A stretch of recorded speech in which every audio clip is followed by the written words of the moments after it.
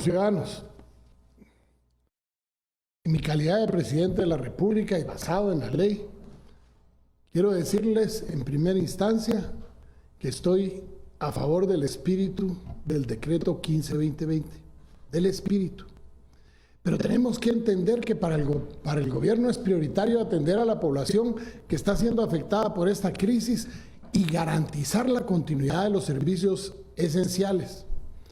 Por lo tanto, miren, nos sentamos a analizar con detenimiento esa ley 15-2020 para tratar de buscarle no solo el sentido, porque comprendo el sentido de la ley, sino para cerciorarnos que no pudiera ser objeto de impugnaciones por inconstitucionalidad.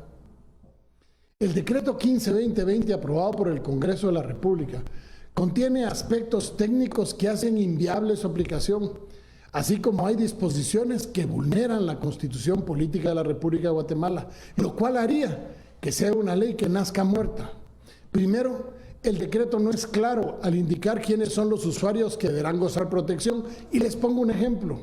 Imagínense que dicen a los usuarios de la luz, pero resulta que nuestra Constitución dice que ese servicio se llama energía eléctrica. Primera instancia. Segunda, deja abierto a cualquier persona. No es ayudar al pequeño, sino que se queda abierto a cualquier persona. Un gran consumidor podía también no pagar la luz. Lo que no decía también era el tiempo en el que se podía aplicar. Y, por lo tanto, al no tener temporalidad y al no estar fijado a quién va dirigido, adolecía de aspectos técnicos realmente difíciles de subsanar. En segundo lugar, se obliga al crédito hipotecario nacional a endeudarse sin indicar la fuente para su financiamiento.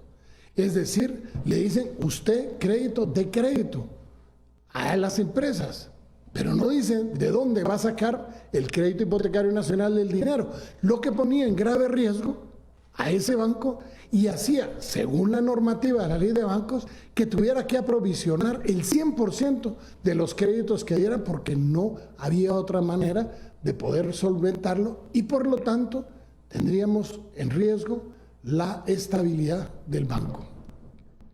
En tercera instancia, la normativa no le dice al Ministerio de Finanzas que debe realizar las asignaciones presupuestarias para poder cumplir con el decreto. Por lo tanto, al no haber financiamiento, el decreto se quedaba como una ley más sin poder ser aplicada. En cuarto lugar, el decreto 15-2020 carece de una disposición que establezca la obligación reglamentaria para que el ente responsable de desarrollar la misma y el plazo de la emisión quedaran perfectamente definidos. Pero además de eso, le encontramos inconstitucionalidades. Primero, contraviene el artículo 119 de la Constitución Política de la República porque no delimita el grupo objetivo y el impacto económico que puede tener la norma que ellos están poniendo. Segundo, al momento de redactar la norma, permitía que grandes usuarios pudieran acceder al impago de los servicios contemplados, pese a tener la capacidad de pago y no haber dejado de operar durante el tiempo de la calamidad. Tercero, la norma también permitía evitar el corte de los servicios básicos a pesar de que alguien estuviera cometiendo actividades delictivas, como por ejemplo hurto, fraude, robo de fluidos, etc.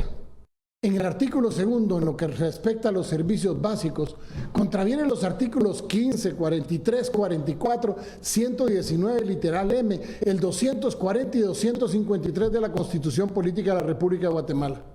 La normativa hace referencia al servicio básico de luz, sin embargo, este no se encuentra regulado de esa forma, por lo que debe presumirse que se refiere al servicio de la energía eléctrica, pero debe asumirse, presumirse. La norma no establece los parámetros para determinar a los usuarios que puedan acceder a dicho beneficio, ni a criterios técnicos, ni de selección para determinar con certeza a los beneficiarios.